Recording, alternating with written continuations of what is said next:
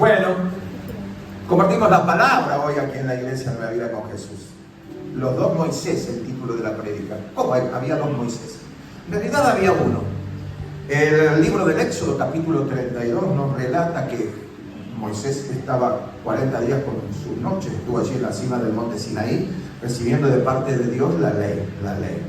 Y dice la Biblia que cuando Dios vio que estaban adorando al becerro, bueno, imaginarios dioses que había sobre el becerro, Dios se enojó y le dijo a Moisés: déjame, que yo voy a destruir a este pueblo por su rebeldía, por su ingratitud, y a partir tuyo voy a hacer un pueblo nuevo, una nación nueva. La Biblia dice que Moisés, que llevaba 40 días en esa cima, intercedió y le pidió a Dios que perdonara al pueblo. Sí, que perdonara al pueblo. Y le da una serie de razones y justificaciones todas.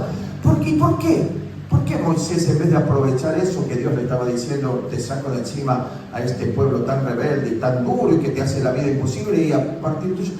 Porque como estaba lleno de la presencia de Dios en la cima de ese monte, el corazón de Moisés, y mira, lo tengo acá anotado, era un corazón desinteresado, generoso, intercesor, un corazón de pastor, perdonador, celoso de Dios y de su gloria. ¿Y qué consiguió Moisés?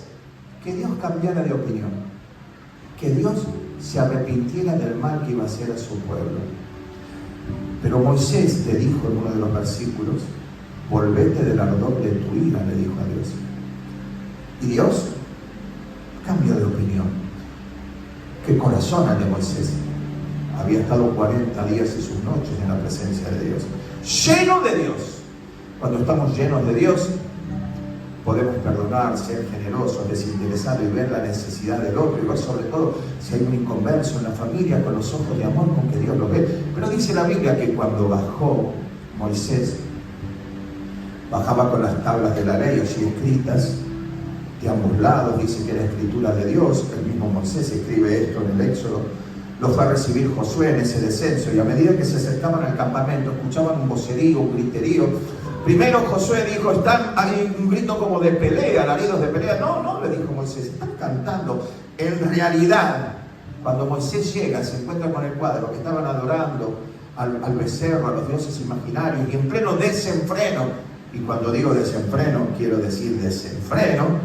Dice la Biblia que ardió la ira de Moisés. Sí, el que le dijo a Dios: volvete del ardor de tu ira, ardió su propia ira y quebró las tablas al arrojarlas al suelo.